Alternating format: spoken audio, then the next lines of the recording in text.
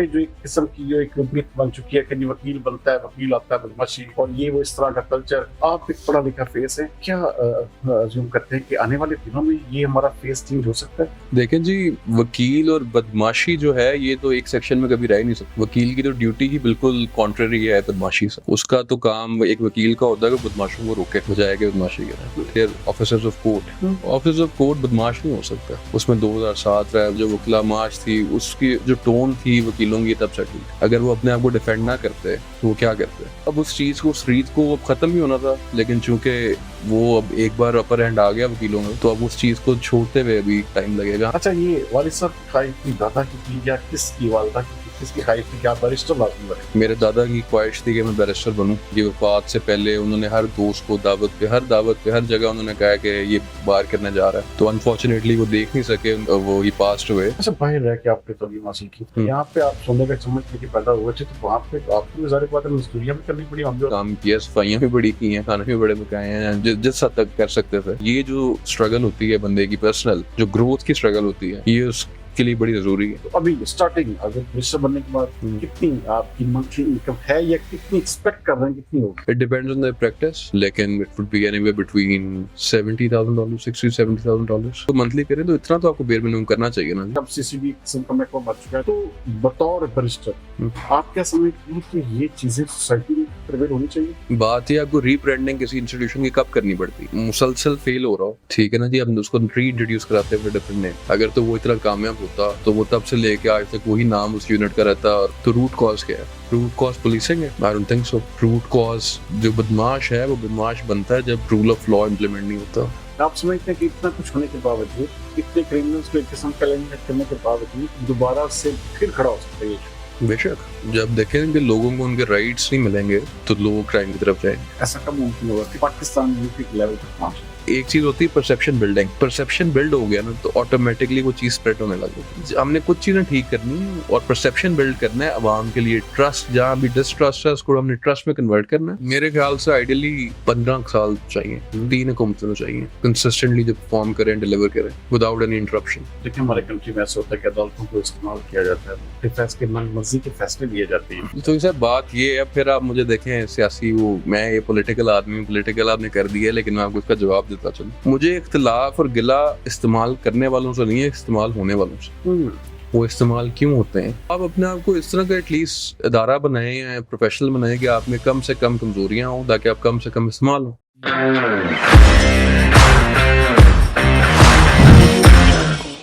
Podcast में सरदार अमीन जतोई में एक बार फिर खुशामदीद। नाज़रीन, चंद दिनों के गैप के बाद एक बार फिर आपकी खिदमत में हाजिर हैं। बेसिकली हम चाहते हैं कि हमारे फैसलाबाद का खूबसूरत चेहरा जो है वो दुनिया को नजर आए। तो इतने गैप के बाद आज एक इंतहाई खूबसूरत पर्सनैलिटी को आपके सामने लेकर आए हैं, जो कि हमारे फैसलाबाद पे खूबसूरत इजाफा है। हमारे फैसलाबाद की एक इंतहाई नुमाया शख्सियत है, कारोबारी, सियासी, समाजी, चौधरी मोहसिन सलीम, जो कि अवामी गुड्स का एक बहुत अच्छे बिजनेस रन करते हैं। उनके साहबजादे हैं बैरिस्टर हसन रजा चौधरी, हाल ही में बार लॉ लंदन से करके आए हैं और इंतहाई विजिलेंट, इंतहाई डोमिनेंट पर्सनालिटी के मालिक हैं। और हम चाहते हैं कि हमारा फैसलाबाद का भी फेस ऐसा ही हो। यही वजह है कि आज आप इस प्रोग्राम में उनसे मुलाकात कराएंगे। बैरिस्टर हसन रजा चौधरी, बैरिस्टर साहब, वेलकम टू द शो। कैसे आप? ठीक ठाक? जी ठीक ठाक जी। अच्छा, कहते हैं ना कि हम चौधरी साहब को देखते हैं बिल्कुल अलग थलग फेस, अलग थलग पर्सनैलिटी। आप थॉरोली जेंटल, बिल्कुल एक किस्म का, जैसे कहते हैं ना कि डाउन टू अर्थ। और बाकी चीजें भी अगर देखें तो आपके अंदर मैं कहता हूँ कि बाकी शायद ये भारत ला का कमाल है, या आप बिल्कुल इंटायरली डिफरेंट होकर आए। एक तो इसके ऊपर मैं जरूर कहूंगा कि आपने वाकई अपनी पर्सनैलिटी को ग्रूम भी किया, चेंज भी किया, लेकिन ये कारोबारी इतना और फिर एक किस्म का बैकग्राउंड इस तरह की, तो फिर ये इस शोबे में आपका कैसे शुगर हुआ? जैसे कि हमारी बात पहले सरदार साहब हो रही थी पहले, मेरे वालिद साहब की जो ख्वाहिश थी वो शुरू से थी कि मैं CSS करूं। और CSS आपको पता है कि it's the heart of public service. तो CSS से पहले भी कुछ आपको पता करना होता है, तो मैंने फिर लॉ का इंतखाब किया। और मैं समझता था कि लॉ एक ऐसा शोबा है जहाँ आम बंदा बड़ा स्ट्रगल करता है। वो बेशक लॉ हो या लॉ एंड ऑर्डर हो, आइदर वे जो अवाम है एट लार्ज उनको बड़ी दिक्कत आती है इस शोबे में। वो किसी वकील के थ्रू आ जाए, किसी पुलिस वाले के थ्रू आ जाए, तो जो लॉ की जो इंडस्ट्री है ये टोटल कवरेज देती है इस एम्बेट को सोसाइटी के। आजकल तो तकलीफ जो है वो ज्यादातर वकीलों से, या जैसे कि वकीलों को या खास तौर पर पुलिस वालों जो आप नाम ले रहे हैं, जी। तो ये दोनों एक किस्म पर रूट काजेज हैं इस वक्त हमारे मुल्क में समझी जाती हैं कि इन्हीं की वजह से ना जी, जो लॉ एंड ऑर्डर की सिचुएशन इन्हीं की वजह से। तो क्या आप थोड़ा सा जरूरी बात है कि हम भी चाहते हैं कि यार हमारे खास तौर पर एक लॉयर्स का फेस जो है ना वो चेंज हो। यहाँ पे जो एक किस्म की जो एक मिथ बन चुकी है कि जी वकील बनता है, वकील आता है बदमाशी और ये वो इस तरह का कल्चर। तो आप एक पढ़ा लिखा फेस है, आप क्या अज्यूम करते हैं कि आने वाले दिनों में ये हमारा फेस चेंज हो सकता है? देखें जी, वकील और बदमाशी जो है ये तो एक सेक्शन में कभी रह ही नहीं सकती। वकील की तो ड्यूटी ही बिल्कुल कॉन्ट्ररी है बदमाशी से। उसका तो काम एक वकील का होता है कि बदमाशों को रोके बजाय के बदमाशी करें, ठीक है। किसी भी इंस्टीट्यूशन का जो बंदा होता है उनका काम होता है कि अपने फ्रेमवर्क के अंदर जो उनकी ड्यूटीज है उसको इम्प्लीमेंट करें। तो वकील, आपको जैसे कि पता है कि there officers of court, officers of court बदमाश नहीं हो सकता। अच्छा, वो एक आपको पता है कि हमारे मुल्क की एक सियासी हिस्ट्री रही है, उसमें 2007 रहा वकला जो हमारी वो थी मार्च था, जो वकला मार्च थी, उसकी ये जो टोन थी वकीलों की तब सेट हुई थी। और जो वकील थे एट लार्ज, पूरे जो हमारे भाई थे पूरे पाकिस्तान में, उनकी एक वो कह लें कि उनका पोस्चर सेट कर दिया गया था बाय द स्टेट। अगर वो अपने आप को डिफेंड ना करते तो वो क्या करते? तो वो अब उस चीज को, उस रीत को अब खत्म भी होना था, लेकिन चूंकि वो अब एक बार अपर हैंड आ गया वकीलों में, तो अब उस चीज को छोड़ते हुए अभी टाइम लगेगा हमें। लेकिन इंशाल्लाह ताला जैसे जैसे और यंग गन्स आ रहे हैं इस वकालत के शोबे में, तो बदमाशी ये नहीं कि छोड़ दी जाएगी, जरूरत नहीं पड़ेगी इंशाल्लाह बदमाशी की। जब ओवरऑल सारे मुल्क के इदारे काम कर रहे होंगे, जो लॉयर्स हैं उनको उनकी ड्यू रिस्पेक्ट दी जा रही होगी और वो ड्यू रिस्पेक्ट दे रहे होंगे बाकी इदारों को, तो आई डोंट थिंक सो कि हमें बदमाशी की जरूरत पड़ेगी। अच्छा, आपके दादा बड़ा नामी गिरामी चौधरी टाइप, चौधरी पूरे चौधरी। अच्छा, आपके वालिद साहब वो भी उन्होंने पूरी चौधराहट की और पूरे तरीके से। अच्छा, आपने मुझे कहा जी कि मैं तो चौधरी नाम भी करना है, तो जी बिल्कुल ये। अच्छा, ये बड़ी हम्बलनेस ये कैसे आई आपके अंदर, कैसे आ गई? नहीं, वो जी चौधरी तो एक टाइटल है ना जी, जो चौधराहट करते हैं। हम तो चौधराहट नहीं करते, मैंने तो आपको बताया हम बड़े आदमी हैं, ठीक है। तो वो बड़े हैं, उनको सचता है, हमें भी सचता है। लेकिन जो जिस पोजीशन में मैं आज आया हूँ इस इंटरव्यू के लिए, उसमें वो मेरा टाइटल जो है वो बैरिस्टर है, चौधरी नहीं। कभी अब बाहर मिलेंगे, हल्के में मिलेंगे, तो हम आपको कहेंगे जी मैं चौधरी के तो अभी तो फिलहाल तो हम बैरिस्टर है जी, वकील हैं।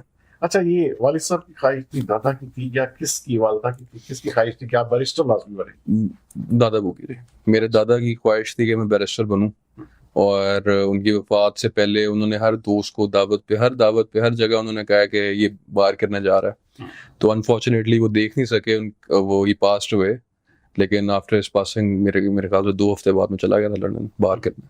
हाँ जी, ये तो ये दादा की ख्वाहिश थी, उनकी ख्वाहिश थी, उन्हीं की ख्वाहिश अभी पूरी करके हम वापस आए हैं। अच्छा, फैसलाबाद आए हैं, आपको बड़ा वेलकम किया जा रहा है, क्योंकि हमारे फैसलाबाद में ज्यादा इस वक्त बैरिस्टर जो इन रनिंग है 10-15 ही हैं, उनके बाद बहुत कम है। तो फैसलाबाद जारी बात एक बड़ा सिटी है पाकिस्तान का, दूसरा बड़ा पंजाब का शहर है।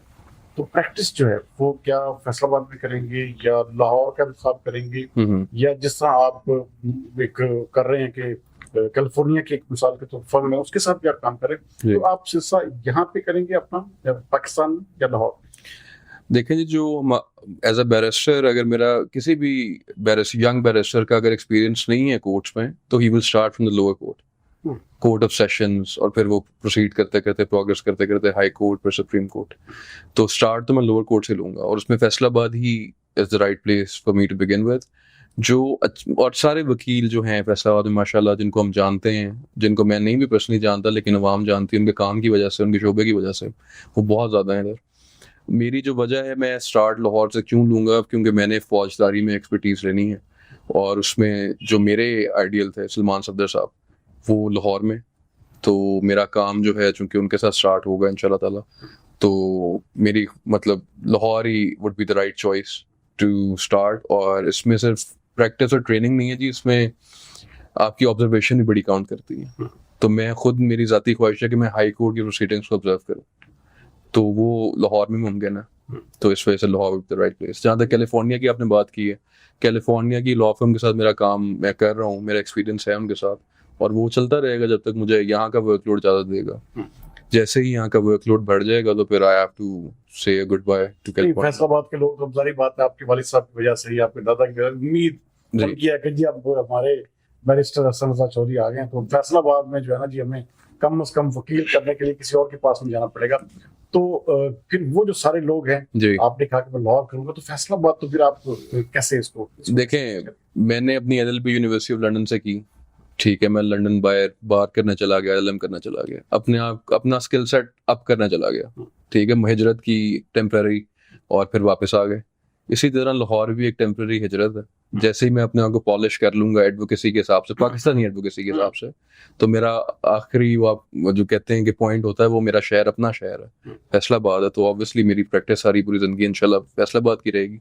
अच्छा, भारत आपने किया, उसके अलावा आपने एलएलएम भी किया जी, और उसके साथ साथ आप कहते हैं कि आप और भी आगे से आगे जा रहे हैं। आप अभी अमेरिकन, एक जो मेरी इंफॉर्मेशन है, वहां पे भी आप इसका शायद कोर्स करा है, वो करने जा रहे हैं। जी। अच्छा, ये इसका भारत लॉ का क्या फायदा, क्या इसका क्या, देखिए एलएलबी किया, आप वकालत करते, आप इतने खर्चे आपने अपने वालिदैन के भी किए और करवाए, और इतना ज्यादा आप अपना क्या कहते हैं, क्या जरूरत थी, तो इसके क्या फायदे क्या हैं इसके? देखें जी, जो बार एट लॉ है, it has nothing to do with academics.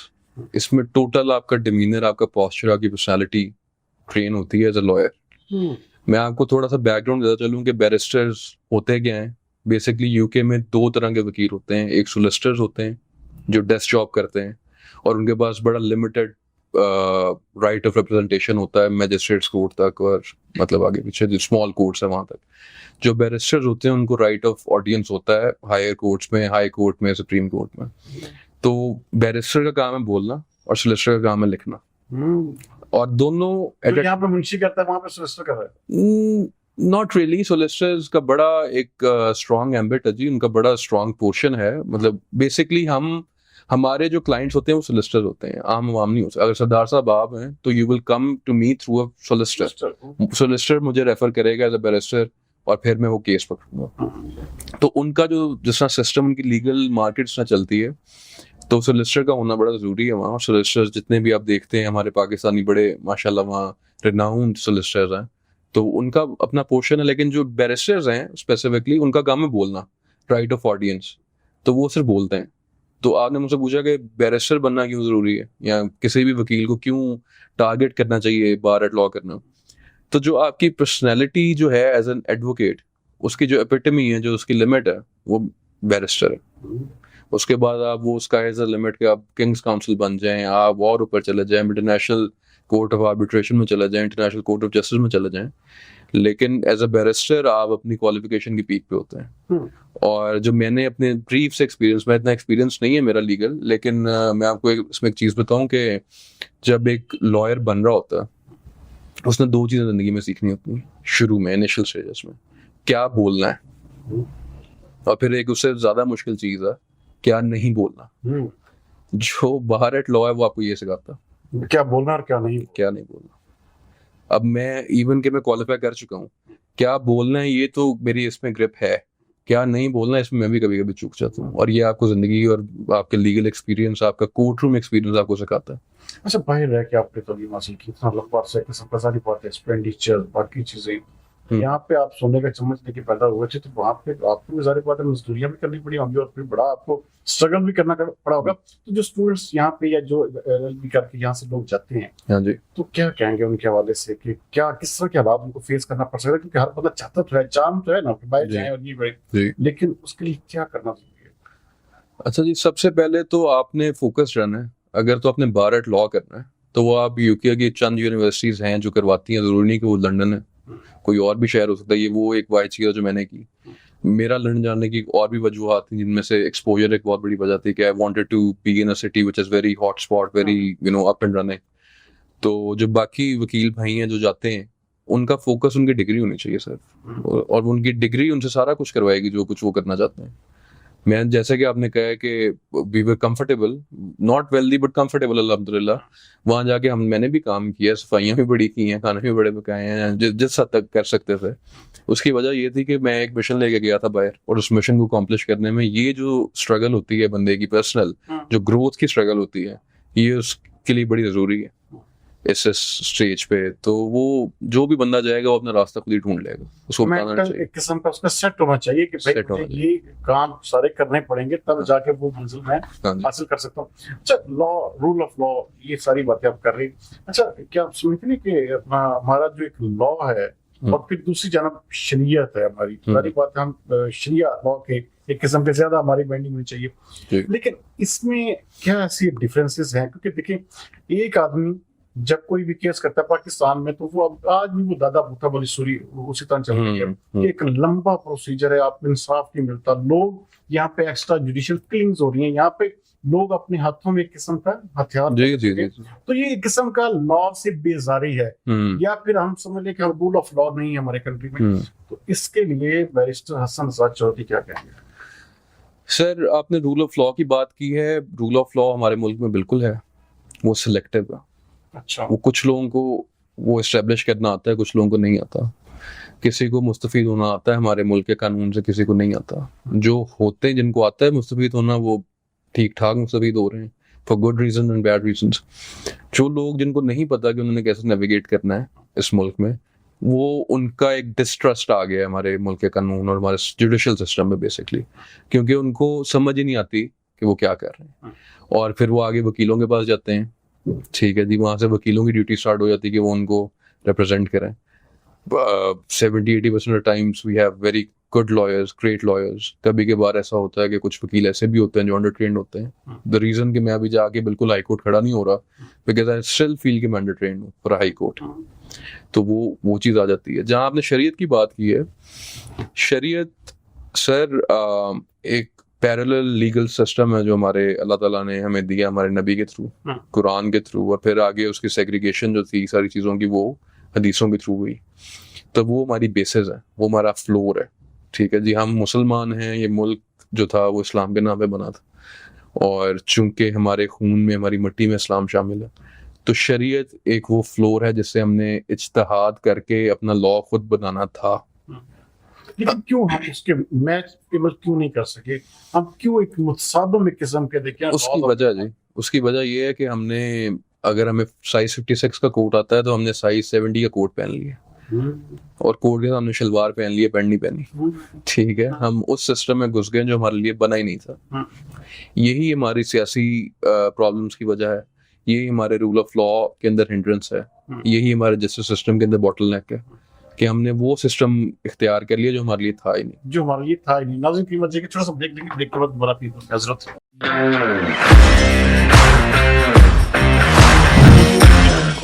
Welcome back नाज़रीन। जो सब एक चीज़ जो है खास तौर पर पूछना चाहूँगा कि वो ज़ाहिर बात है, प्रोफेशनल हैं और आपकी जो एक सोच है वो एक बिल्कुल हट के है। मुझे बिल्कुल अच्छा लगा आपसे बात करके भी। एक चीज़ ऐसी जो आप इसके अलावा कोई ऐसा काम या कोई ऐसी हॉबी जो आप रोजाना की बुनियाद पे करते हो, और जो अगर नहीं की तो आप समझे यार आज का दिन जो है ना ये बिल्कुल ऐसी है। मुझे जी करंट अफेयर्स और इंटरनेशनल रिलेशंस की अगर अपडेट नहीं मिली दिन में, तो मुझे लगता है कि कोई कमी रह गई है, और मुझे लगता है कि I am following behind on something. मतलब वो मेरा एक सेट रूटीन है कि वो मैंने खाना खाते हुए रात को dinner, I have to catch up with all international relations and current affairs, वो पाकिस्तान हो जाए ख्वाह या इंटरनेशनल हो जाए। अच्छा, इसके ऊपर जरूर रहता है आपको रोजाना की बुनियाद पे अपडेट रहेंगे आप। हाँ जी। अच्छा, खाने में क्या पसंद करते हैं? खाने में जी सारी क्यूजीन भी पसंद है। अच्छा। लेकिन देसी में मुझे आलू कीमा बड़ा पसंद है, और सरसों का साग, और ये जो हमारी पंजाबी प्रॉपर डाइट है ये मुझे बड़ी पसंद है। म्यूजिक में अच्छा, म्यूजिक मुझे मैंने मतलब काफ़ी अपनी ज़िंदगी का हिस्सा जो है, वो जो ब्रीफ हिस्सा है, ब्रीफ सी ज़िंदगी का, वो मैंने मतलब पॉप सॉन्ग सुने काफ़ी ज़्यादा, और इंग्लिश सॉन्ग जो होते हैं हमारे कंट्री साइड, और दूसरे रॉक भी, पॉप भी। लेकिन अभी कुछ अरसे से मैं टोटली शिफ्ट हो चुका हूँ पंजाबी पे, जो हमारे मतलब कहते हैं ना जी, क्या है, उड़ते पंजाब के चढ़ते पंजाब के, और ये वाले उतरते पंजाब के पंजाबी के, वो उस पर मैं चला गया हूँ। अच्छा, आप पंजाबी हाँ जी। पसंद करते हैं। अच्छा, इनकम कितनी है आपकी? मेरी इनकम आप दुआ करें इंशाल्लाह इनकम बनेगी। इनकम अल्लाह का शुक्र है, अभी अल्लाह has been kind, we are comfortable अल्हम्दुलिल्लाह।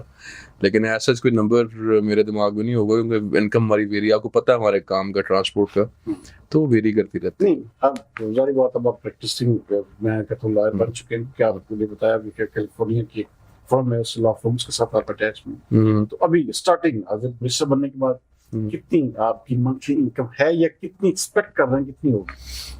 एज अ बैरिस्टर जो कैलिफोर्निया में जो मैं काम कर रहा हूँ, एज अ बैरिस्टर नहीं कर रहा, क्योंकि जो बैरिस्टर्स हैं वो सिर्फ कॉमन लॉ कंट्रीज, जो हमारे बेसिकली एंग्लो कंट्रीज हैं जितने भी, जिसमें कनाडा आ जाता है, इंग्लैंड है, साउथ अफ्रीका है, श्रीलंका, इंडिया, पाकिस्तान, बांग्लादेश, यहाँ बैरिस्टर्स होते हैं।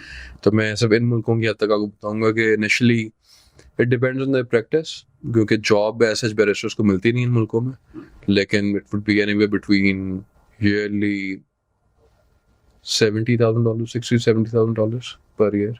Per year? हाँ जी, इतनी एक्सपेक्ट कर रहे हैं? इतनी एक्सपेक्ट हाँ जी हर वकील को करनी चाहिए। करनी चाहिए। $70,000 to $80,000, इट मींस कि पाकिस्तानी तकरीबन ये कोई, शायद ये तो बनता है, कहते हैं ना कि 2.5 करोड़, करोड़ों में। ना 2-2.5 करोड़, मतलब आप उसको मंथली करें तो इतना तो आपको बेर मिनिमम करना चाहिए ना जी।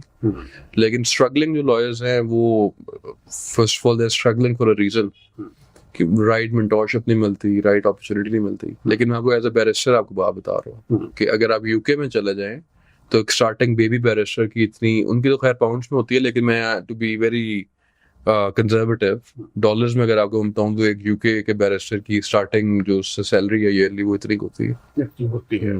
अच्छा, एक चीज मैं खास तौर पर, क्योंकि बहुत सारी चीजें जो है इस वक्त हमारे मुल्क में, देखें, जैसे हम बात कर रहे थे कि रूल ऑफ लॉ की बात कर रहे थे जी, तो रूल ऑफ लॉ जो है वो, उसके लिए सारी बात है कि हमें बतौर सोसाइटी इम्प्लीमेंट करना पड़ता है। अच्छा, स्टेट रियासत की जिम्मेदारी तो है ही है, जी, लेकिन जब यहाँ पर एक किस्म के मुख्तलिफ महकमे, जैसे आप पंजाब में ले लें कि पहले कोई महकमा होता था, अच्छा उसके जरिए काम करवाए जाते थे, CID, CIA, फिर आहिस्ता आहिस्ता चेंज होता है, अब CCD किस्म का महकमा बन चुका है। तो एक बंदा जो क्रिमिनल है, या क्योंकि बहुत सारी स्टोरीज हमारे सामने, इसमें मेजोरिटी जो है वो यही जो क्रिमिनल्स हैं। अच्छा, इस तरह का इदारा उसको लॉन्च किया जाता है, फिर उसके जरिए बंदे मारे जाते हैं किस्म पर। तो बतौर बैरिस्टर आप क्या समझते हैं कि ये चीजें सोसाइटी में प्रिवेल होनी चाहिए, या इनका होना जरूरी है? देखें जी, बात है आपको रीब्रांडिंग किसी इंस्टीट्यूशन की कब करनी पड़ती है, जब वो मुसलसल फेल हो रहा हो, ठीक है ना जी, अब उसको री इंट्रोड्यूस कराते हैं डिफरेंट नेम। जो पहला कभी इदारा 90s में बना होगा या 80s में बना होगा, पंजाब पुलिस में या सिंध पुलिस में, अगर तो वो इतना कामयाब होता तो वो तब से लेके आज तक वही नाम उस यूनिट का रहता। और जिस तरह माशाल्लाह हमारी एजेंसीज के अंदर है, ज़रार यूनिट है हमारा, ठीक है, SSGs में, वो हमारी बलूचिस्तान रेजिमेंट है, बाकी सारी हमारी रेजिमेंट्स हैं, क्योंकि वो दे रिनाउंड, वो प्रोफेशनल है, उनको अपने नाम बदलने की जरूरत नहीं पड़ती। तो नाम आप तब बदलते हैं जब आप you are constantly failing to do your job. आपको ये इदारे बनाने और ये यूनिट्स इस वजह से बनाने पड़ते हैं कि आप जो नॉर्मल प्रोसीजर है उसको सर्कमवेंट करके शॉर्टकट आप कुछ अचीव करना चाह रहे हैं। तो रूट कॉज क्या है? रूट कॉज पुलिसिंग है? I don't think so. Root cause जो बदमाश है वो बदमाश बनता है जब रूल ऑफ लॉ इम्प्लीमेंट नहीं होता। Law and order, rule of law दो मुख्तलिफ चीज़ें भी हैं लेकिन सेम चीज़ें भी हैं अगर देखा जाए। लॉ एंड ऑर्डर के, लॉ जो है जो रिटन है और ऑर्डर है उसकी इम्प्लीमेंटेशन। जब आप इम्प्लीमेंटेशन में कोताही करें तब भी क्राइम सोसाइटी में बढ़ता है, और अगर आप रिटन लॉ में, अगर आप उसकी मैन्युफैक्चरिंग में कोताही कर रहे हैं तब भी क्राइम रेट बढ़ता है। तो वो प्रॉब्लम जो स्टार्ट होती है वो ऊपर से स्टार्ट होती है। आप जितने मर्जी यूनिट्स बनाते रहें, eventually you may be able to wipe all these criminals today, लेकिन कल फिर खड़े हो जाएंगे। लॉ लेसनेस की वजह से फिर खड़े हो जाएंगे क्रिमिनल्स। कोई इसमें कोई कल को अगर अभी चीज देखे तो ईरान ना हुईगा। आप समझते हैं कि इतना कुछ होने के बावजूद, इतने क्रिमिनल्स को एक किस्म का एलिमिनेट करने के बावजूद ये दोबारा से फिर खड़ा हो सकता है ये इशू? बेशक, जब देखें कि लोगों को उनके राइट्स नहीं मिलेंगे तो लोग क्राइम की तरफ जाएंगे। लोगों के ऊपर प्रॉपर वॉच नहीं होगी, लोग क्राइम की तरफ जाएंगे। ठीक है, ऐसे बैरिस्टर बहुत सारी चीजें सारी बातें बंदे के ज़हन में आती है, लेकिन आप क्या समझते हैं कि इस पूरी सोसाइटी को एक किस्म का, देखिए बड़ा, हम एक बड़ा लंबा अरसा गुजार चुके हैं, हम एक एटॉमिक पावर कंट्री हैं, लेकिन यहाँ पर रूल ऑफ लॉ या एक किस्म की इस तरह की जो चीजें हैं, खास तौर पे इंसाफ लेने के लिए बंदे को दर बदर कहते हैं धक्के खाने पड़ते हैं, कई साल उसमें जो है लग जाते हैं। तो इसके लिए क्या कोई ऐसा इदारा या कोई ऐसा पाकिस्तान में कोई ऐसा कोई आप डेकोरम आप समझते कि सेट होना चाहिए कि यार इसके ऊपर जो है खास तौर पर हुकूमत तवज्जो दे, रियासत? सर, लॉ के लिए, कानून के लिए कोई डेकोरम क्या होता है? अदालतों से ऊपर कौन सा डेकोरम है? आपके पास अदालतें हैं, आपके पास सारा हायरार्की है कोर्ट्स की, आपने उसको फाल करना है बस। ठीक है, तो उस पे हुकूमत को चाहिए कि वो अच्छी कानून साजी करे। पास में हुई भी है, काफी चीजें मरीम नवाज साहिबा ने अच्छी इंट्रोड्यूस करवाई हैं, काफी चीजें हैं जो वेस्ट ऑफ टाइम। ठीक है जी। इसी तरह बाकी हुकूमतों में भी बड़े अच्छे कानून भी आए हैं, बड़े टाइम का ज़िया भी आया है। वो कहते हैं ना, गुनाह बिलअसत, बनाई जाए कानून, उसकी अगर इम्प्लीमेंटेशन नहीं है तो कोई फायदा नहीं है। तो all you can do is कि आप अपने जुडिशल सिस्टम में अपने अवाम का ट्रस्ट बहाल करें। वो ट्रस्ट बहाल कैसे होगा? वो ट्रस्ट बहाल होगा अगर आप इंसाफ करेंगे उन नज़ारों के साथ। ठीक है, अगर नजरिया जरूरत भी है 1960 में या आपका 2007 में आप पीसीओ के जजेस भी हैं और फिर 2017 में एकामा भी है, तो फिर आपके जो लॉ है और जो प्रेसिडेंट है उसमें सर्टेनिटी नहीं है, सर्टेन नहीं है आपका कानून कि 2017 में हम एक वजीर आजम को एकामे पे निकाल रहे हैं और हम 2023 में आगे गालिबन या 24 में सुप्रीम कोर्ट ही उस फैसले को रिवर्ट कर रहा है। तो at such a highest level आप ये अफोर्ड कर नहीं सकते। ये आपका प्रेसिडेंट बिल्ड नहीं कर रहा बल्कि उसको तबाह कर रहा है, क्योंकि आज एक फैसला मैं ले लूंगा, मेरे दिमाग में कहीं ना कहीं दूसरी पार्टी के दिमाग में कहीं ना कहीं होगा कि कल हम रिवर्ट कर लेंगे। लॉ जो है इट इज वेरी सर्टेन, जो बेसिक लॉ है इट इज वेरी सर्टेन। सही और गलत का फैसला है ना जी, उसमें थोड़ी बहुत ब्रांचेस होती हैं जिसमें वेरिएशन आ जाती है, टेक्निकल चीजें आ जाएंगी, हमने इससे डिविएट करना है, कितने डिग्री डिविएट करना है अपने फैसले से। जजेस ये बहुत सोचते हैं। ठीक है जी, जो जजेस होते हैं और खासकर जो हाई कोर्ट लेवल के जजेस होते हैं, सुप्रीम कोर्ट लेवल के जजेस होते हैं, they live by what they right. उन्होंने लिख दिया, अब उनको उनके साथ जिंदा रहना पड़ेगा अपने लिखे हुए फैसले के साथ। आपने नजरिया जरूरत की बात की। अब देखिए हमारे कंट्री में ऐसा होता है कि अदालतों को इस्तेमाल किया जाता है, अपने फैसले मनमर्जी के फैसले लिए जाते हैं। एक मिसाल के तौर पर लीडर, देखिए अब बात पॉलिटिकल साइड पे जरूर जाएगी, लेकिन एक वज़ीर आज़म या एक हुकूमत आती है, अदालतें इस्तेमाल होती हैं, अगली हुकूमत आती है, अदालतें फिर इस्तेमाल होती हैं। तो इसके लिए क्या चीज ऐसी होनी चाहिए कि आप समझते कि यार अदालतें कम से कम इस्तेमाल ना हो, बाकी सिस्टम जो है वो चलता रहे? इसके लिए क्या ऐसी चीजें आप समझते हैं कि हमारे मुल्क में जो है वो जरूरी है? ये कितने सालों तक ये बेहतरी आएगी, खास तौर पे हमारे अदालती इस्लाहत या अदालती निज़ाम के हवाले से? अच्छा, तो अभी हमारी ऑफ द रिकॉर्ड पहले जब बात हो रही थी वार्म अप सेशन में, तभी मैंने एक बात की थी कि एक पूरा साइकिल है जनरेशंस का। आपके बड़ों ने कोई गुनाह किए, उसका खमियाजा आप भुगत रहे हैं, आप लोगों ने कोई गुनाह किया, उसका खमियाजा हम भुगतेंगे, हम कोई गुनाह करेंगे, अगली जनरेशन भुगतेगी। तो वो जो साइकिल है, वक्त का चक्कर है, वो कंप्लीट होगा तो बेहतरी आएगी। इसमें कोई वज़ीर आज़म, कोई लॉ ऑफ इन्फोर्समेंट एजेंसी नहीं उस चीज़ को ठीक कर सकती। जो एक यूनिवर्सल चीज़ है, उसने अपना टाइम लेना है। उसमें दो चीज़ें आएंगी, सिविक सेंस है, आपकी एजुकेशन, आपकी अवाम एजुकेटेड होगी। ठीक है, वही अवाम, वही बच्चे कल को जजेस बनेंगे। वो अपनी अगर एजुकेशन को बैक करेंगे, अपने नॉलेज को, अपने बिलीफ को बैक करेंगे, तो वो नहीं फैसले करेंगे वैसे। तो ये पूरी एक खेप तैयार करके आपको वेट करना है जब तक वो वहाँ उन ओहदों में पहुंच ना जाए। तो उसका पूरा एक साइकिल है। मतलब कोई भी अफसर डायरेक्ट 22वें ग्रेड पे तो नहीं जाके लगता। आप यूके में रहे हैं, लाइफ कहाँ गुजारी है, खास तौर पर कहते हैं ना कि इंसान का एक्सपोजर पड़ता है।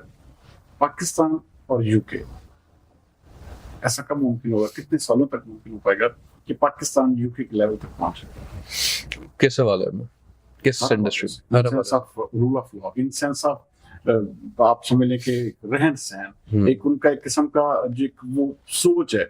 देखिए हम अक्सर बात करते हैं कि हम मुसलमान कंट्री हैं, लेकिन मुसलमानों वाली बात हमें कोई नहीं है जी। बाहर सारे काफिर किस्म के ममालिक हैं, लेकिन क्या है कि उनके असूल, उनके जो रूल्स है वो बड़े किस्म के मरवजा किस्म के। तो पाकिस्तान को उस लेवल पर आने में कितना सब देखें जी, किसी भी मुल्क में जब when you are ruling 250 million people, तो आपको ऐसा नहीं होगा कि आपको हर घर में घुस के इम्प्लीमेंट कराना लॉ या अपनी पॉलिसीज। एक चीज होती है परसेप्शन बिल्डिंग। परसेप्शन बिल्ड हो गया ना जी, तो ऑटोमेटिकली वो चीज स्प्रेड होने लग जाती है। कोविड जब आया था तो कोविड कहीं से बात स्टार्ट हुई, हुकूमती लेवल से अफर्म की हुकूमत ने कि कोविड आ गया, वो मेरे घर तक कब पहुंचे मुझे नहीं पता, शायद 1.5 साल बाद पहुंचा हो, लेकिन हमारे मेंटली हम लीन कर गए थे कि एक बीमारी फैल गई और हमने घर में रहना। ठीक है जी। सीसीडी का आपने हवाला दिया, सीसीडी क्या कर रही है? परसेप्शन फैला रही है। बंदे उन्होंने कितने बदमाश मारे होंगे क्रिमिनल्स, 900 800 कितने आपको पता? 1000 1200। अब क्या पूरे पाकिस्तान में, सॉरी पूरे पंजाब में क्या 1200 बदमाश है? नहीं, लेकिन उन्होंने परसेप्शन में बिल्ड कर दिया और अब वो परसेप्शन जो है वो इम्प्लीमेंट करवाएगा रूल ऑफ लॉ को या उस टेरर को, स्टेट टेरर को, के स्टेट ऑर्गेनाइजेशंस जो हैं, इंस्टीट्यूशन वो जाग रहे हैं और वो इम्प्लीमेंट करेंगे law. Perception, it's all about perception. मुल्क की बेहतरी, हमने कुछ चीजें ठीक करनी है और परसेप्शन बिल्ड करना है अवाम के लिए। ट्रस्ट, जहाँ भी डिस्ट्रस्ट है उसको हमने ट्रस्ट में कन्वर्ट करना है। हमारे अदारों में, इंस्टीट्यूशंस में हमने ये परसेप्शन हमारे अदारों से जाना चाहिए लोगों को कि हम एक राइट डायरेक्शन में जा रहे हैं। और ये परसेप्शन अब जाहिर बात है 25 करोड़ लोगों में फैलते हुए भी टाइम लगेगा। जितना टाइम अवाम में फैलते हुए उस परसेप्शन को लगेगा उतना ही टाइम हमें मुल्क ठीक करने के लिए चाहिए। अभी आपने फैसलाबाद में सीट बेल्ट की आपने देखा कि कैसे नाफिज किया उन्होंने। तो मैं जब लंदन गया था तब सीट बेल्ट वाला कॉन्सेप्ट फैसलाबाद में नहीं था। मैं आया हूँ तो मैंने चलान करवाया, ठीक है, मुझे पता लग गया। अब जिस बंदे से मैं मिल रहा हूँ मैं उनको बता रहा हूँ वजन सीट बेल्ट नाफिज हो गई। ये है परसेप्शन, साथ ये है वर्ड ऑफ माउथ। यही जो है पूरी सोसाइटीज को बदल देता है। और परसेप्शन मैं वैसे कोई जनरल एक है, सारी बात है, कोई इस बारे में बात नहीं करता, लेकिन हम ये चाहते जरूर है ना कि हम भी एक तरक्की याफ्ता किस्म का मुल्क बने। तो हमें उस लेवल पर पहुंचने के लिए जारी बात है, अपनी इम्प्लीमेंटेशन की बात की आपने, दूसरी कहा कि यार रियासत जो है वो इस तरह करती है, परसेप्शन बिल्डअप करती है। तो ये सब कुछ होने के बावजूद आपके ख्याल में कितना असर दरकार है पाकिस्तान को? Approximately rough idea. मेरे ख्याल से आइडियली 15 साल चाहिए, 3 हुकूमतें चाहिए कंसिस्टेंटली जो परफॉर्म करें, डिलीवर करें। हाँ जी, विदाउट एनी इंटरप्शन। कंटिजेंसी ये है। अच्छा, ये देखिए कैसी बात है, इंटरप्शन की आपने बात की, यहाँ पर फिर वही रूल ऑफ लॉ की बात आती है, फिर वहाँ पे वही इस्तेमाल की बात आती है, नजरिया जरूरत की बात आती है कि हमारी अदालतें हैं, हमारा एक किस्म का जो पूरे का पूरा निजाम है वो इस्तेमाल होता है। और जब वो इस्तेमाल हो जाता है तो उसके बाद फिर हम वही रिसाइकल, तो हमें फिर वो जो एक किस्म का वो जो 30-35 ईयर्स का जो पीरियड है वो फिर गुजारा। तो सर बात ये है, फिर आप मुझे देखें सियासी, वो मैं ये पॉलिटिकल आदमी, पॉलिटिकल आपने कर दिया है, लेकिन मैं आपको उसका जवाब देता चलूं। मुझे इख्तिलाफ और गिला इस्तेमाल करने वालों से नहीं है, इस्तेमाल होने वालों से। वो इस्तेमाल क्यों होते हैं? किसी कमजोरी की वजह से। तो आप अपने आप को इस तरह का एटलीस्ट अदारा बनाएं या प्रोफेशनल बनाएं कि आप में कम से कम कमजोरियां हो, ताकि आप कम से कम इस्तेमाल हो।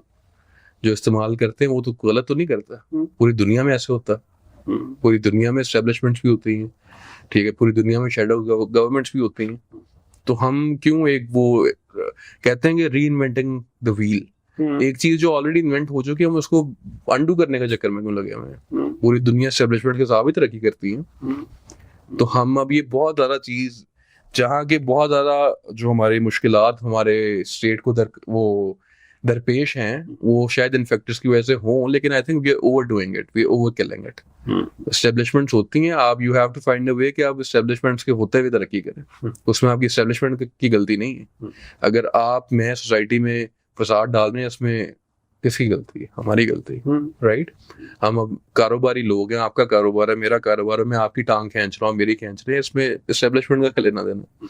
तो जो मजमुआ होता है एक एक फर्द का, वो सोसाइटी बनता है। सोसाइटी का जो बेहतरी उसमें और जो खराबी है वो हम में से है। बेहतरी भी हम में से है, खराबी भी हम में से। अच्छा, फैसलाबाद बार की बात करेंगे हम, ऐसे से ये अपना हाई कोर्ट बेंच आएगा, ये होगा, इसी के ऊपर सियासत भी चल रही है, इसी के ऊपर सब कुछ। लेकिन क्या है, बदकिस्मती से अभी तक फैसलाबाद में कोई भी एक किस्म का शख्स जो कामयाब नहीं हो सका, ये खास तौर पे हाई कोर्ट बेंच के हवाले से। अच्छा, एज ए मिनिस्टर आप समझते हैं कि यहाँ पर फैसलाबाद में ये तमाम सहूलियात होना जरूरी है? बिल्कुल भी। आपकी आबादी जो है माशाल्लाह फैसलाबाद की, वो it's more than 12 million, I think 13 million I would say. तो पहले ही हमें जो इंसाफ है वो डिलेड मिलता है आवाम को और महंगा मिलता है। उसमें आप एक ये 200 किलोमीटर का वाया भी डाल रहे हैं, तो ये तो जितना हम मैक्सिमम कर सकते हैं आवाम के लिए उतना तो हमें करना चाहिए। हाई कोर्ट बेंच बिल्कुल होना चाहिए, हर मेजर सिटी में होना चाहिए हाई कोर्ट बेंच। ठीक है जी, जो सोली हाई कोर्ट केसेस हैं, प्योर हाई कोर्ट केसेस हैं, वो सिर्फ हाई कोर्ट में जाएं। इससे देखें, वो एक बात होती है जुडिशियल इकोनॉमी, एक टर्म है।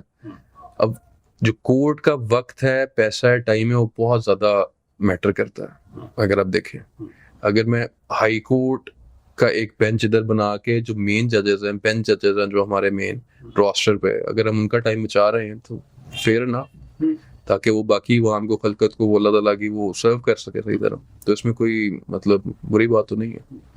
बैरिस्टर हसन रजा चौधरी, आपके खानदान से आपके जाहिर बात है कि यहाँ पे बड़ी एक आपकी लेगेसी है, मुसलसल चली आ रही है।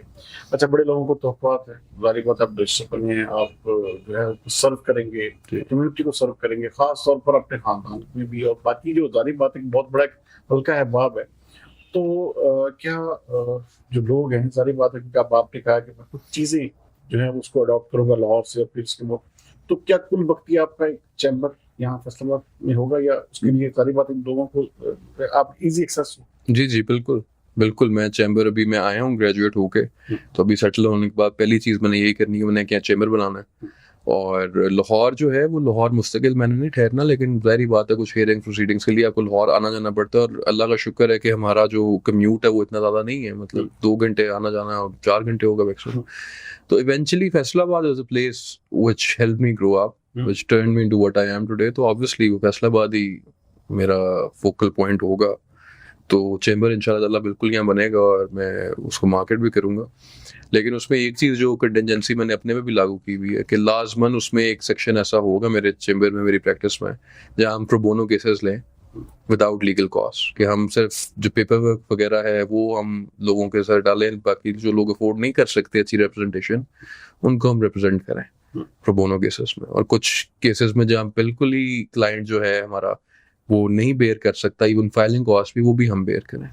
बहुत बड़ी सोच है आपकी। साथ एक चीज खास तौर पे क्योंकि ये जो चीज है ये बहुत कम लोगों में पाई जाती है, और हमारे फैसलाबाद में बहुत सारे ऐसे लोग हैं जो ये काम करते हैं। जी जी। और अगर आप जैसा एक अच्छा वेल नोन वेल किस्म का स्टेब्लिश किस्म का अगर बैरिस्टर लेवल का एक आदमी जो है जब ये करेगा, तो लाजमी बात है कि सोसाइटी पर उसका असर भी पड़ेगा। अच्छा, आने वाले वक्त में सियासत में भी आने का इरादा रखते हैं, या पाकिस्तानी सियासत से जो है अभी तक आप एक किस्म का दूर ही अपने आप को फला समझते हैं? मादरे मिल्लत जी, कौम हमारी, हमारा मुल्क जब हमें आवाज़ मारेगा हम आ जाएंगे। वो सियासत में हम आके हम अपना रोल अदा कर सके, वकालत में कर सके, तो वो जब भी ज़रूरत होगी और जब राइट टाइम होगा इंशाल्लाह ज़रूर। क्योंकि अल्टीमेट पब्लिक सर्विस जो है वो सियासत में ही हो सकती है। आप ब्यूरोक्रेसी में कर सकते हैं कुछ हद तक, अपने ज़िले की हद तक, अपने शहर की हद तक, लेकिन जो मैक्रो लेवल पे चेंज आता है वो सियासत से आता है। ये मेरे अपने प्रीवियस एक्सपीरियंस में मैंने ये सीखा है। तो सियासत सिर्फ मतलब वाह वाह और वैनिटी के लिए नहीं होनी चाहिए, लेकिन अगर आप दिल में पब्लिक सर्विस का वो एक वो रखते हैं इश्क, तो फिर वो पूरा सियासत में आगे हो सकता है। इवेंचुअली सियासत इंशाल्लाह ताला जब हम अपनी प्रोफेशन के साथ उसका हक अदा कर देंगे, तो फिर डेफिनेटली सियासत इज द अल्टीमेट गोल। क्योंकि ये सियासत के ऊपर मैंने इससे पूछा कि हमारे फैसलाबादी जो है ना खास तौर पर बहुत ज्यादा उकता जाते हैं। अब पुराने कई दकियानूसी चेहरे हैं, वही हट हटा के वो सियासतदान है, फिर उनके बच्चे सियासतदान है, फिर उनके आगे भी एक किस्म का वही चीजें लेगेसी उनकी भी चली आ रही है। तो लोग तंग हैं, चाहे वो कोई भी पार्टी हो, देखिए चाहे वो पीटीआई है, नून लीग है, पीपल्स पार्टी है, तमाम के तमाम लोग ये चाहते हैं कि नए चेहरे हो, नया विजन हो, नई चीजें हो, और नया एक मंशूर हो, और नई एक सोच के साथ बंदा आए। तो इसके ऊपर जो है वो आपकी क्या राय है कि किस तरह से, क्योंकि लोग तो अब ये चाहते हैं, तो ऐसे फेसेस जो हैं वो कैसे आएंगे? देखें जी, दकियानूसी चेहरे जो बार बार रिपीट हों, वो क्यों रिपीट होते हैं? क्योंकि बार बार अवाम उन्हें मुंतखब करती है। वो जो चीज बेचते हैं अवाम बार बार वो खरीदती है। तो बात ये है कि जो मैं चीज बेचूंगा वो अवाम की पसंद की होगी, वो खरीदेंगे, तो मैं इलेक्ट हो जाऊंगा। मैं चीज अगर नहीं मेरी बिकेगी तो आई वोंट बी इलेक्टेड। तो दकियानूसी चेहरों को बदलने का सबसे आसान तरीका ये है कि आप अपनी ख्वाहिश को बदलें। आपने जो आपका मंशूर है, आप उस मंशूर पे वोट ना डालें। ये तो मुझे आज तक बात देखे ना जी, जतोई साहब आप खुद सियासतदानों को माशाल्लाह बड़ा क्रॉस एग्जामिन करते हैं। हमारी कौम को, हमारे शहर को ये सोचना चाहिए कि कभी सड़कों में वोट डालना बनता है। जो बंदा इलेक्ट होके प्रोविंशियल असेंबली या नेशनल असेंबली में जाता है, वो आपकी आने वाली जो जिंदगी आपने बसर करनी है इस मुल्क या इस जमीन पे, उसका फैसला कर रहा होता है। लेजिस्लेचर, ठीक है जी। अगर आप नालियों और सड़कों पे वोट दे रहे हैं तो फिर गिला सियासतदानों से नहीं बनता, हमारा गिला अवाम से बनता। तो ऑब्वियसली इंशाल्लाह ताला जब अवाम अवेयर हो जाएगी, और जो कि हो चुकी भी है, 90% अवाम अवेयर ठीक है जी, और मतलब पॉलिटिकली अवेयर, ख्वाह वो नून लीग के हों, ख्वाह पीटीआई के हों, ख्वाह काफ लीग के हों, या किसी भी पार्टी से एफिलिएटेड हो। अब वो अपने इलेक्टेबल से या अपने कैंडिडेट से पूछते जरूर हैं कि जी हमें ये चाहिए, ये हम चाहते हैं कि आप अचीव करें आफ्टर इलेक्शन। वो नहीं करेंगे, उसका फीडबैक उनको आवाम दे देगी अगले इलेक्शन में, बिल्कुल दे देगी। हाँ जी। क्या गोल क्या है मिस्टर हसन रजा चौधरी का? गोल, मिशन, विजन, या एक कहते हैं कि होता है बंदे का, यार मेरा एम्बिशन है कि मैं आज सूरत में यहाँ तक पहुंचना है, ऐसी कौन सी चीज? अच्छा, बड़ा आपने ये सबसे मुश्किल सवाल आपने किया पूरे पॉडकास्ट में। देखिए जी, पब्लिक सर्विस की जो पीक है, जो एंड स्टेज है, वो सियासत है। सियासत ना भी हो तो पब्लिक सर्विस जितनी मैक्सिमम इंसान कर सकता है, मैं अपने आप को एज अ पब्लिक सर्वेंट देखता हूँ। आप मुझे पूछेंगे मैंने सीएसएस क्यों नहीं किया, उसकी वजूहत मैंने ऑफ द रिकॉर्ड बता दी है, मैं इस पॉडकास्ट में नहीं बता सकता। लेकिन पब्लिक सर्विस और उसकी जो पीक है, उसकी हाइट है, वहाँ मैंने पहुंचना है। वो मैं अपनी वकालत के थ्रू पहुंचूं या मैं अपनी सियासत के थ्रू पहुंचूं, पहुंचना वहाँ है। और बेशक सक्सेसफुल होना है हर हाल में, हर डिपार्टमेंट सक्सेसफुल होना है। ठीक है, ये नहीं हम कह सकते कि जी हमें अवाम की खिदमत ही करनी है, पैसा नहीं कमाना। नहीं, हमने पैसा भी कमाना है। हमें अल्लाह ताला ने इजाजत दी हुई है कि हमने हर डिपार्टमेंट में एक्सेल, जो अच्छा मुसलमान है, मोमिन है, वो हर डिपार्टमेंट में एक्सेल करेगा। वो अवामी खिदमत में करे, पैसे में करे, कारोबार में करे, फेम में करे, उसको हर हाल में, हर डिपार्टमेंट में 10/10 होना चाहिए। तो मेरी जो जद्दोजहद है वो लगी रहेगी जब तक वो 10, एटलीस्ट 9 आउट ऑफ 10 नहीं होता हर डिपार्टमेंट। गोल यही है आखिर कि आप पब्लिक या पब्लिक को एक किस्म का सर्व करना चाहते हैं, बिल्कुल, वो चाहे किसी भी सेंस में हो। हाँ जी, चाहे वो वकालत के जरिए हो, चाहे वो सियासत के जरिए हो। अच्छा, एक चीज और जाते जाते, क्योंकि जारी बात है कि इंसान की जिंदगी में बहुत सारी चीजें होती है, इंसान चाहता भी है कि यार ऐसे हो जाए, वैसे हो जाए। तो हमारा शहर फैसलाबाद एक बहुत, मैं कहता हूँ कि शायद अभी हम उस स्टेज पे नहीं पहुंचे कि बाकी बड़े शहर हैं, लाहौर, कराची, इस्लामाबाद है, इवन देन इस तरह के। तो हमारे फैसलाबाद के लिए आप क्या समझते हैं कि क्या ऐसी चीज हो, या किस तरह के किस्म का हमारा खास तौर पर, अब देखिए कि हमारा कोई निज़ाम चल रहा है, उसी हिसाब से हम जो है ना हर साल बार के इलेक्शन हो रहे हैं, तो उसी हिसाब से बंदे फिर भी चेहरे सामने आ रहे हैं, लेकिन क्या है, तब्दीली नहीं आ पाती। तब्दीली जो है वो एक किस्म का, कभी कुछ हो जाता है, कभी अपनी ही करप्शन, कभी इस तरह के मामला। इसके लिए क्या सोच है? अच्छा सर, मैं आपसे वो बात करूंगा जो मैं अकेले में अपने आप से करता हूँ, और मेरी अप्रोच आउटवर्ड की जगह इनवर्ड है। खुद को तब्दील करें और दूसरों को तब्दील करने पे अपने आप को मजबूर करें। तो जब आप मिल के वो एक फोर्स बन जाएंगे, तो फिर कोई ऐसा इदारा नहीं रहेगा जो चेंज नहीं होगा, हर चीज़ चेंज हो जाएगी। आपको खुद पे गौर करना चाहिए, गौर ऑफ फिक्र करना चाहिए। गौर ऑफ फिक्र की कमी है हमारे कौम में, हमारी सोसाइटी में, हमारे सर्कल में।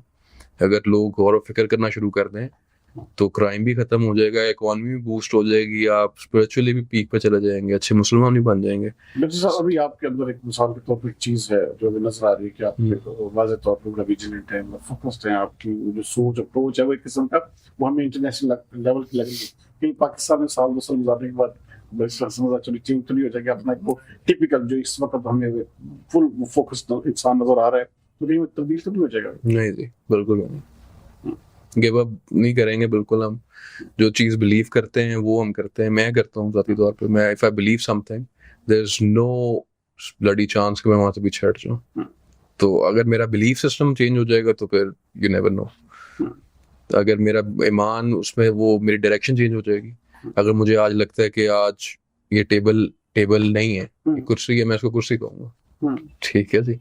तो वो ऑब्वियसली जब आप एक सोसाइटी में, एनवायरनमेंट में रह रहे होते हैं, तो आपके जो आइडियाज होते हैं, ख्यालात होते हैं, वो बदलते हैं लोगों के बारे में, चीज़ों के बारे में, मामलात के बारे में। मैंने खुद अपनी ज़िंदगी में बचपन में, अगर मैं किसी इंसान या किसी सिचुएशन के बारे में एक स्पेसिफिक सोच रखता था, मैंने जवानी में आके अपनी सोच को उसी बंदे के बारे में बदलते देखा और फिर बदलते देखा। तो कोई चीज़ आपको पता है हतमी नहीं होती, वो आप बदलते हैं। और अगर उस बदलाव में मुझे अपने आप को बदलना पड़ा, थोड़ा आप कह रहे हैं कि मैं इंटरनेशनल में आ गया, मतलब इंटरनेशनलिज्म को छोड़ना पड़ा, आई विल इंशाल्लाह ताला। अच्छा, आखिर में जाते जाते प्रोग्राम में आपने बहुत बड़ी बात की कि मैं एक ये सोसाइटी की जो एक किस्म का, जो वो लोग जो हमारा इंसाफ जो भी कर पाते हैं, उनको एक्सपेंडिचर्स खास तौर पे, इवन देन अपने डॉक्यूमेंट्स के, तो आपने इसके ऊपर बात की है। क्या इसके ऊपर कोई इदारा बनाने का इरादा रखते हैं जी बिल्कुल। या एक इंडिविजुअली आपकी एक जिसे कहते हैं सोच को लेकर चलेंगे? नहीं जी बिल्कुल, इंशाल्लाह इदारा जैसे मैंने आपको कहा पब्लिक सर्विस, तो बिल्कुल इंशाल्लाह मेरा, अभी मैं नाम डिस्क्लोज नहीं करूंगा, लेकिन वो एक इदारे पे मैं काम कर रहा हूँ बैकग्राउंड में अपनी टीम के साथ, 2-3 दोस्त अहबाब हैं उनके साथ, वकील भाई हैं, तो बिल्कुल इंशाल्लाह एक इदारा बनेगा। और वो इदारा, उसका सोल ड्यूटी ये होगी कि जो लीगल बैटल्स में लोग फंसे हुए हैं, क्योंकि जेलों में बेगुनाह लोग सब बेगुनाह लोग हैं, बेगुनाह लोग बैठे हुए हैं। गलत उनको रिप्रेजेंटेशन या डिफेक्टिव रिप्रेजेंटेशन लीगल मिली है, उसकी वजह से वो लोग, काफी लोग, जैसे आप बता रहे थे केस का, कि वो केस ही नहीं था, वो 5 साल 10 साल से केस चल रहा है, वो अंदर है बंदा।